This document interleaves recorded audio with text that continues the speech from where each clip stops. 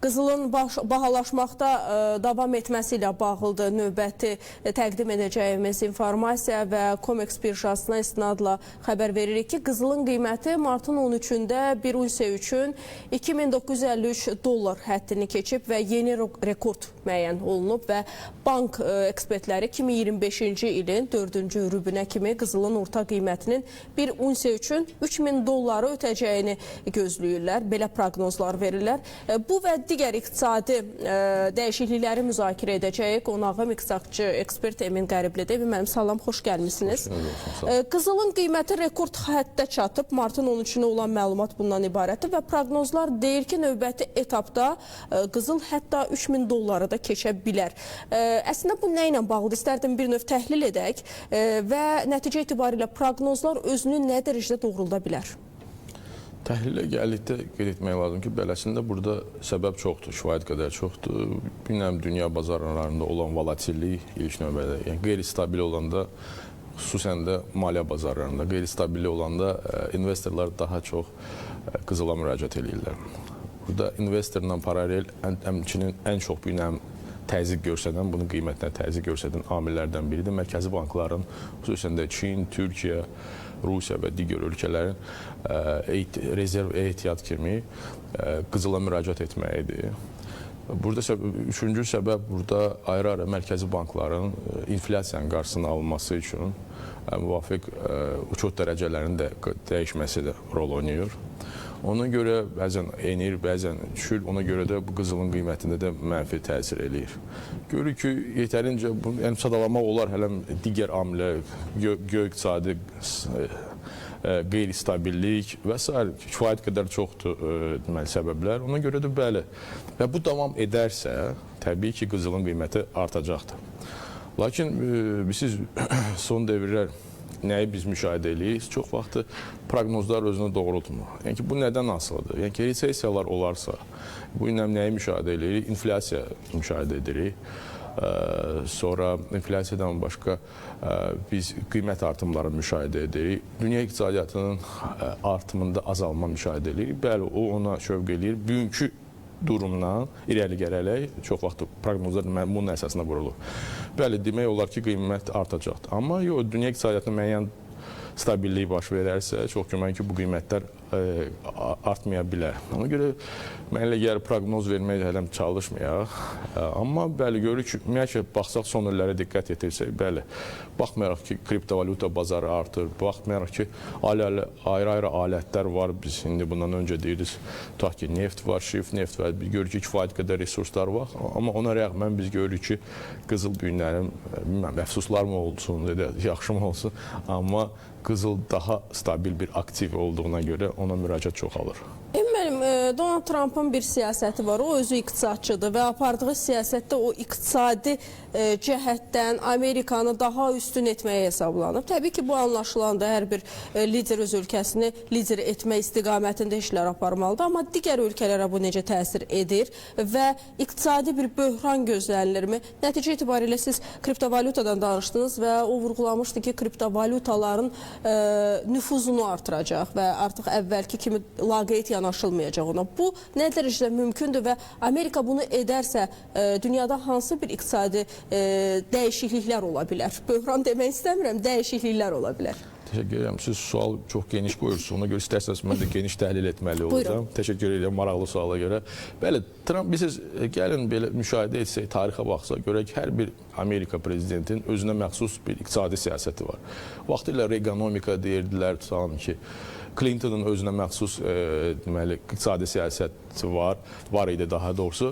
Yəni ki, son 30 ildə biz nəyi müşahidə edirik? Onu müşahidə edirik. Hətta ondan öncə də biz Amerika Birləşmiş Ştatlarının tədqiq balansında kəsir müşahidə edirik və elə çıxır ki, Amerika Birləşmiş Ştatları daha çox xərcləyir, amma gəlirləri azdır, nisbətən azdır. Çox xərcləyir, amma daha... Və bunun qarşısını almaq üçün, və bu da təbii ki, bilirsiniz ki, borclanma dünyanın ən çox borcu məhz Amerika Birləşmiş Ştatlarıdır. Və bu borc da get-gedə artır və bununla da paralel Amerika Birləşmiş Ştatlarının dünya iqtisadiyyatında mövqeyi azalır. Bu Çinin və digər ölkələrin mövqeyi artdıqca onların mövqeyi azalır. Yəni ki, bunu müşahidə edir. Trump ona görə öz çıxışında, seçki qabağında çıxış elədi ki, mən belə deyim, Amerika Birləşmiş Ştatlarının o mövqeyini qaytaracağım. Mən sizə deyim ki, Bu yaxın keçən bir 20 ildə Amerika Birləşmiş Ştatlarının dünya iqtisadiyyatı rolu 20% idi. İndi gəlib 10%-ə düşüb, hətta bəlkə bəzən ondan da aşağı deyirlər. Yəni ki, bu mövqeyi qaytarmaq üçün nə etməlidir? Və o da, yəni ki, bunu deyirlər sanki bəli, Trump gəlməsəydi, digər insan gəlsəydi, biz bu siyasətin özünün məntiqi davamını biz görürük. Yəni ki, bu get-gedə durum pisləşir deyənə və məcbur olub lüzumsuz xərcləri azaltmağa başladı. Və siz tamamilə düzgün buyurursunuz, bəli, sahibkardır, iqtisadçıdır və görür ki, bəli, buna doğru getsə, lüzumsuz xərcləri azaltmaq lazımdır. Yəni ki, bugünkü duruma uyğun deyil o xərclər. Və burada ikinci bir məsələ, büyük texnologiyalarda inkişaf edir, yeni texnologiyalar tətbiq olunur və maraqlısı odur ki, bu kriptovalyuta mı deyək, digər elektron pullar mı deyək, onun tətbiqi məsələsi çox ölkələr, lider ölkələri gözləyir ki, onlar tətbiq etdiyi sınaqdan keçirtsin, problem yaranarsa keçirtməliyik, problem olmazsa biz də keçək və ya problemi qəsd edib keçərlərsə, bəli, biz də rahat bu yoldan, hamar yoldan keçərik. Ona görə də Amerika Birləşmiş Ştatları və digər tərəfdən ilk o deməli, sınağı kim tətbiq edərsə, o üstünlükləri də əldə etmiş olacaq. Və Trump da ona görə, bəli, gördü ki, get-gedə biz istəmədi rəqəmsallaşma prosesi gedəcək. Bu pulların da getdikcə bu tərzdə inkişaf edini görür və bir liderlik onu qazanmaq istəyir. Bu da normal haldır. Yəni ki, Amerika Birləşmiş Ştatları olmasa kim olacaq? Yəni ki, Çin də cəhd eləyirdi. Ona görə də təbii ki, ona doğru gedəcək. Yəni ki, bu reallıqları, bu çağırışları, bu paradigmanı görüb, təbii ki, ona uyğun da addım atmalıdır. Amma nə qədər uğurlu olacaq, bu başqa məsələ. Burada üçüncü məsələdə nədən ibarətdir? Qəlizlik nədən ibarətdir? Onun ibarət ki, illər ərzində hegemon olduğuna görə, dünya iqtisadiyyatının lideri olduğuna görə Çinə qarşı, Avropaya qarşı müəyyən güzəştlər tətbiq edirdi. Digər ölkələr demirəm. İnkişaf etməkdə olan ölkələri yox. Çin ona görə ki, ucuz işçi qüvvəsidir, gedib orada istənilən kompüterlarını, avtomobil hamısını orada istehsal edib, yenidən öz bazarlarına gətirirlər. İndi də edir Kanada, Meksika. Bəli, amma indi nədir? İndi Amerika, Çin artıq öz məhsullarını istehsal etməyə başlayıb və baxsaq tutalım ki, 30 il bundan qabaq Çinin Amerika Birləşmiş Ştatlarına ixrac etdiyi məhsullarına, strukturuna baxsaq, görərik ki, əksəriyyət bu Amerikanın özünü istehsal etdiyi məhsullardır ki, Dell'dir, Ford'dur və s. Amma indi o faiz azalmağa başlayıb. Ona görə Amerika Birləşmiş Ştatları bunun qarşısını alması üçün, öz mövqeyini azaltması üçün ticarət müharibələrinə başlayır. Yəni ki, tarifləri artırmağa başlayır. İstər siz düzgün buyurursunuz, Kanadaya da qarşı, Avropaya da qarşı. Yəni ki, o da əlacsızdır. Yəni ki, bu günlərim daxili istehsalı artırmaq istəyirsə, Amerika Birləşmiş Ştatlarının mövqeyini artırmaq istəyir. Üçüncü addım, bəli, öz daxili istehsalını artıraraq mövqeyini artırmaq istəyir. Amma burada bir fəsadlar yarana bilər. Yəni ki, hər hansı bir dövlət kiməsə qarşı belə pressing edirsə, əks təsiri də rastlaşır. Əks təsir də olarsa, yəni ki, mən sizə deyim, hətta 18-ci əsrdən bura bu kimi ticarət müharibələri olub, bu da böhrana gətirib çıxardı. Yəni ki, bunun başqa bir çıxışı yoxdur. Yəni, bu günlərim ölkələr arasında münasibətlər azalarsa, mübadilə azalarsa, o, təbii ki, yerli istehsalın azalmasına və dünya iqtisadiyyatının böhranına gətirib çıxardı və sizə deyim ki, bu digər böhranlardan daha uzun ola bilər. Ona görə ki, burada onun, belə deyək də, bu durumu düzəltmək şansı da çox çətindir. Misal söylədiyim, axırıncı dəfə belə duruma gəlib çıxıb 2-ci Dünya müharibəsindən sonra. 2-ci Dünya müharibəsindən sonra artıq müharibələr oldu. Amerika Birləşmiş Ştatları özünə qoşu elan etdi və ondan sonra yeni qaydalar müəyyən etdi. İndi çıxır ki, bu durumda da çox çətin. Biz də görürük, yenə də müharibələr müşahidə olunur. Əlbəttə, sözünüzə qüvvət, Rusiya-Ukrayna müharibəsi fonunda ortaya çıxan problemlər, misal üçün Husilərin Qırmızı dənizdə hücumları, iqtisadiyyatı yaxın şərqdəki vəziyyət, hansı vəziyyətə gətirdi, hansı hala gətirdi və nəticə etibarilə indi bərpa prosesi gedir. Daha doğrusu bərpa istiqamətində işlər gedir. Mən bilirsiniz hansı sualı vermək istəyirəm sizə. Bax, bu baş verən bütün hadisələr regionumuza və ələxüsus ölkəmizə necə təsir göstərə bilər? Təşəkkür edirəm. Məntiqli sual. Tamamilə düzgün buyurursunuz. Bilirsiniz, biz burada indi bu durumu sanki mən bir bədbin bir proqnoz verdim, bu reallıqdır. Lakin bir məqama da diqqət yetirmək istəyirəm ki, istər Çin olsun, istər hər hansı bir inkişafda olan ölkələr, hətta inkişaf etmiş ölkələr, Amerika Birləşmiş Ştatları da olsun, biz nəyi müşahidə edirik? Onların inkişafına səbəb çox vaxt məhz böhranlar oldu.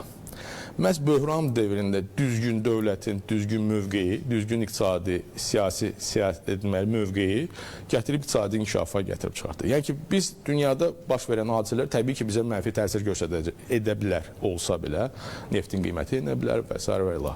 Lakin bizim iqtisadi siyasətimizə diqqət etirsək, bizdə istər şaxələnmə siyasəti prosesi gedir, digər regional ölkələrlə sıx yaxınlaşma prosesi gedir və bu proses baş verərsə, biz bu qonşu ölkələrlə daha yaxından olarsa, daha yaxşı kooperasiya baş verərsə, tam əksinə proseslər gedir. Yəni ki, dünyada ticarət müharibələri gedir. Biz görürük ki, biz Türkiyə ilə, türk ölkələri ilə əksinə liberal iqtisadiyyat yürütməyə başlayırıq. Deməli, bizim aramızda mübadilə yaxşılaşır. Tam əksinə biz mövqeyimizi artıra bilərik.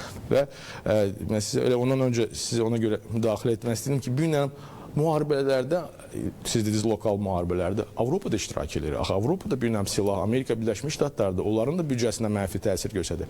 Yəni ki, bu proseslər artıq gedir və istərsiniz bu proseslər də həmin ölkələrə mənfi təsir edir. Biz də gördük ki, şükürlər olsun, biz müharibədən uzaqlaşdıq. Burada sülh bərqərar olundu. Ona görə hesab edirəm ki, bizim üçün tam əksinə yeni imkanlar açılır.